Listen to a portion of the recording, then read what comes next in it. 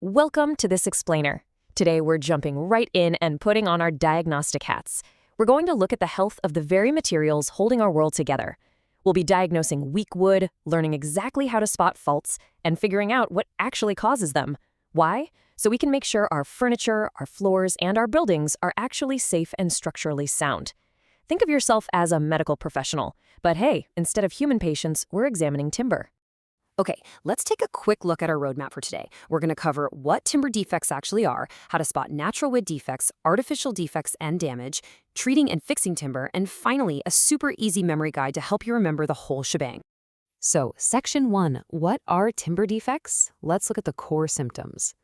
Let's start with the absolute basics. What exactly goes wrong with wood? Well, a timber defect is simply a problem or a fault in the wood itself.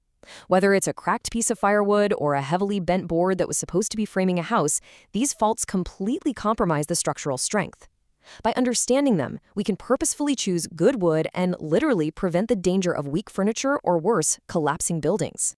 And honestly, the best way to think about this is to compare timber defects to bruises or physical damage in your own body. Just like a bruised muscle or a fractured bone makes your arm weaker, right? Less capable of lifting heavy things. Well, a timber defect does the exact same thing. It's a physical vulnerability that makes the wood significantly weaker. It completely compromises the material's physical integrity. Moving on to Section 2, spotting natural wood defects as the tree grows. All right, take a look at our master diagnostic chart here. It shows the many different ways wood can naturally warp, crack, or twist. And you know, what's really fascinating here is just how varied these deformations can be. See, as wood dries out, it releases moisture. And because it's an organic material, it almost never shrinks perfectly evenly. This uneven shrinking leads to the visual defects you're seeing, like a bow, where the wood curves upward, or a crook, or even a twist. Let's break down a few of these major categories. Let's zoom in on something called shakes. These are cracks that form entirely inside the wood, and there's an incredible variety based on exactly how the wood fibers separate. Notice the star shakes. They literally look like a star, right? Radiating from the outside edge inward. Then you have heart shakes, which do the exact opposite, cracking right from the center heart of the tree outward. You can even get ring shakes or cup shakes that curve and follow the tree's natural circular growth rings. And remember, these aren't just cosmetic issues. They massively weaken the wood and make it highly prone to breaking. Now, taking this from diagrams to the real world, you can really see how drastically these defects differ. A textbook shake extends directly from the center, physically splitting the wood fibers apart. On the flip side, a knot, those distinctive round spots you always see on rustic furniture, those are actually biological remnants. They're exactly where branches used to grow straight out of the main trunk of the tree. So the absolutely crucial point here is that knots are not all the same. Diagnosing them correctly is key. We basically categorize them into two main types. First, a live knot. This one is still firmly attached to the surrounding wood. It's integrated, so it remains quite strong. But then you have a dead knot, which is loose because it's completely disconnected from the surrounding wood fibers. A dead knot can quite literally pop right out of the board, leaving a massive hole behind. Obviously, this severely weakens the wood and dramatically affects both how it looks and how we can use it.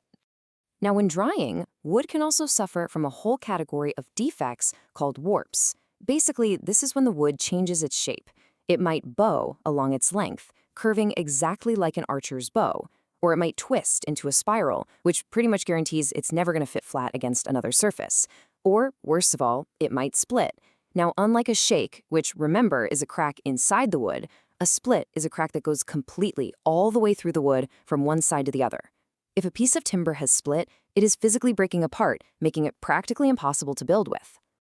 All right, Section 3, artificial defects and outside damage. So what happens to our wooden patient after the tree is already cut down? That brings us to our next major category, artificial defects. We aren't talking about the tree's natural growth rings or how it dries anymore. No, these are outside infections and damages that attack the wood post-harvest. These defects are caused entirely by external environmental factors. Think of insects, like termites, literally eating away the wood fibers from the inside out. Then there's fungus, like mold, which loves to take hold in damp conditions. And finally, there's just plain old poor handling and storage by humans. If we expose the timber to excessive moisture, it inevitably leads to rotting.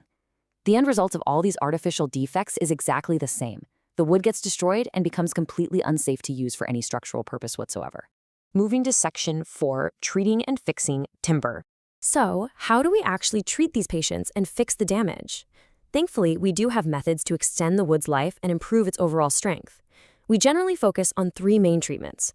Number 1, filling the cracks. If a board has minor splits or shakes, filling them can effectively stabilize the piece. Number 2, treating with chemicals. This is our absolute best defense against those artificial defects we just talked about.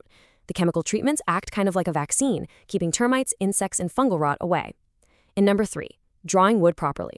Remember those warps, bows, and twists? They happen when wood dries unevenly.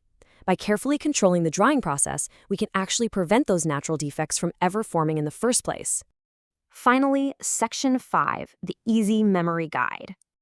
To help you remember all of this on your next trip to the lumberyard, we have a brilliantly simple memory tip. Just remember the fast and catchy acronym SKWBTS.